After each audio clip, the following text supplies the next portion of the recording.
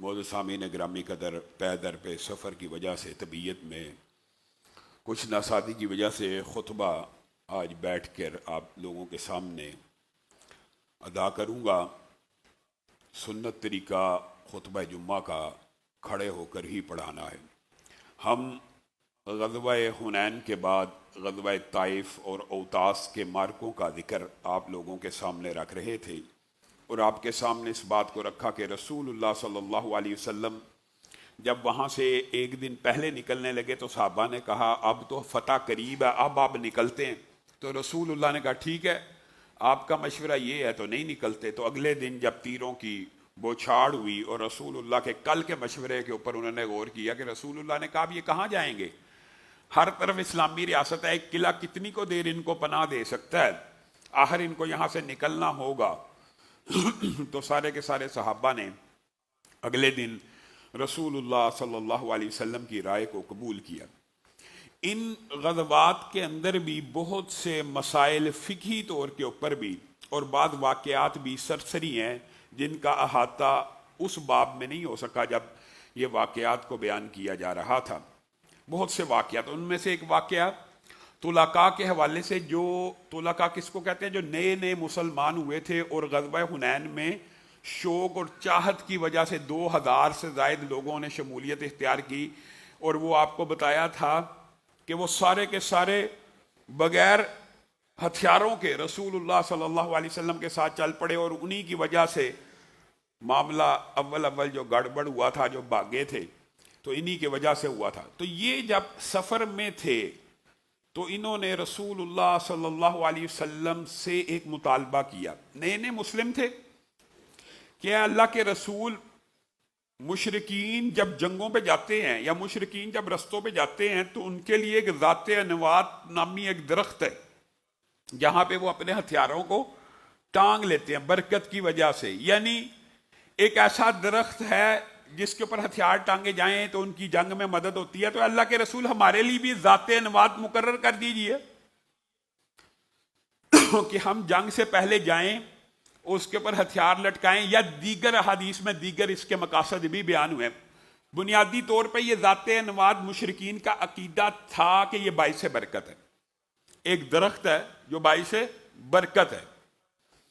یہاں سے آپ نے اسلام کے سنہری اصولوں میں سے ایک اصول سمجھنا ہے کہ مخلوقات کے اندر تبرکات کا جو انداز بر صغیر پاک و ہند میں ہے، کیا وہ اسلام میں ہے یا نہیں ہے؟ رسول اللہ صلی اللہ علیہ وسلم کی ذات تو بابرکت ہے، علماء کی ذات بابرکات ہے، والدین بابرکت ہیں، اس میں تو کوئی شک و شبہ نہیں ہے۔ لیکن اگر کوئی بندہ یہ سوچتا کہ میری والدہ نے اس گلاس میں پانی پیا تھا، اب یہ گلاس باعث برکت ہو جائے گا، تو یہ بات درست نہیں ہے۔ یہ رسول اللہ صلی اللہ علیہ وسلم کی چند خصوصیات ہیں جو امت کے اندر کسی شخص کو حاصل نہیں ہے۔ باعث برکت ہونا، تبرکات نبی کا اور عام مخلوق کے تبرکات کا فرق ہوتا ہے۔ ایک بات یہ سمجھنے کی ضرورت ہے کہ رسول اللہ صلی اللہ علیہ وسلم کا استعمال کیا ہوا پیالہ تو باعث برکت ہوگا، لیکن آپ کے والدین کا یا علماء کا اگر آپ اس کو تبرکن یہ سمجھیں گے،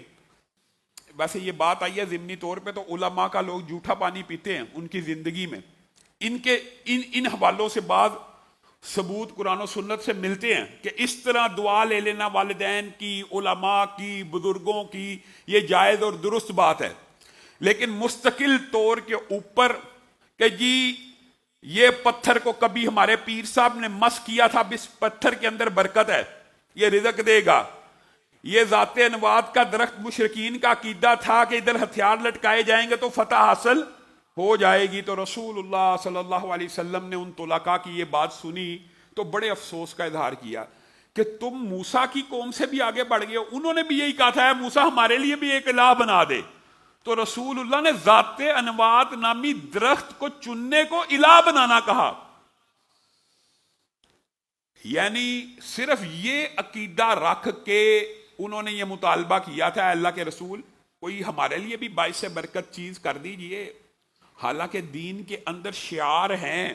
مساجد ہیں، احرام پہننا ہے، یہ شعار ہیں، یہ جو دین کے شعار ہوتے ہیں یہ بذات خود باعث برکت ہوتے ہیں، لیکن اس کے اور ایک بریک لائن ہے جو آپ نے سمجھ نہیں ہے کہ مخلوقات کے اندر نفع اور نقصان کو سمجھنا اپنی ذات کے لیے،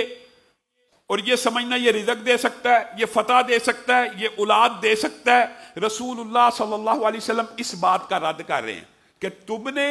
میرے سے موسیٰ کی قوم جیسا مطالبہ کر دیا، جیسے ان کی قوم نے کہا تھا ہمارے لیے الہ بنا دو، تو کیا میں تمہارے لیے بھی الہ بنا دوں؟ تو رسول اللہ صلی اللہ علیہ وسلم نے شرک کے اس پودے کے اوپر ایسی ضرب کاری لگائی اور ایسی تربیت صحابہ کی یہ وہ ذات انواد کی تربیت کا نتیجہ ہے کہ عمر جیسا جلیل القدر پیغمبر حجر اسود کے سامنے کھڑا ہے۔ حجر اسود جو کہاں سے آیا ہے؟ جنت سے آیا ہے، اور جس کو چومنے کا ثواب ہے، اور جو قیامت کے دن گواہی دے گا کہ اس نے چوما ہے رسول اللہ کی اقتداء میں، اتنے فائدے تو دیتا ہی ہے نا۔ تو حضرت عمر اس کے سامنے کھڑے ہو کے امت کو یہ سمجھا رہے ہیں کہ اے حجر اسود، اللہ کی قسم مجھے پتا تو کسی نفع اور نقصان کا مالک نہیں ہے، میں تجھے صرف اس لیے چومتا ہوں کہ میں نے پیارے نبی کو یہاں پہ لب مبارک لگاتے ہوئے دیکھا ہے، بس۔